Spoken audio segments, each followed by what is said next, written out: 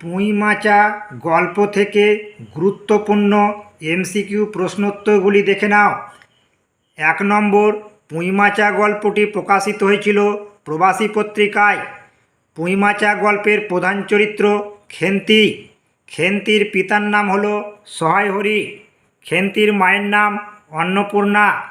কে গাছ কেটেছে তারক-খুড়ো। গল্পের শুরুতে কালের কথা বলা হয়েছে শীতকাল। খেন্তি সারাদিন কিভাবে কাটায়? মাছ ধরে আর রস খেয়ে। গাঁয়ে রটা গুজব জানতে হলে কোথায় যেতে হবে? চৌধুরী বাড়ি। সহায় হরিকে একঘরে করতে চেয়েছিলেন কালীময় ঠাকুর। গল্পে খেন্তির বয়স 15 বছর। সহায় হরির কয় কন্যা? 3 কন্যা। কোন মাসে খেন্তির বিয়ে হয়? বৈশাখ মাসে। বিয়ের পর খেন্তি মারা যায় 10 মাসের মাথায়। খেন্তির বিয়ে হয়েছিল শ্রীমন্ত মজুমদারের ছেলের সঙ্গে। সহায় হরি ও খেন্তি জঙ্গলে গিয়েছিল মেটে আলু তুলতে।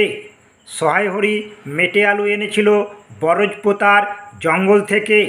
অন্নপূর্ণা মেয়েদের জন্য পিঠে বানায় পৌষ সংক্রান্তিতে। সহায় হরি রোদ পোহাতে পোহাতে টান দেয় তামাকে। সকালে রোদ কোন গাছের ফাঁক দিয়ে উঠানে পড়েছিল? বাতাবি লেবু। মুখুজ্জে বাড়ির ছোট খুকির নাম কি? দুর্গা।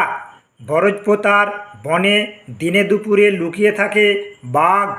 উনুনের পাশে আগুন পোহাচ্ছিল পুঁটি ও রাধি। এক ঘরে কি সমাজ থেকে বহিষ্কার করা? গয়া বুড়ি কে? গয়া নামে এক বৃদ্ধা।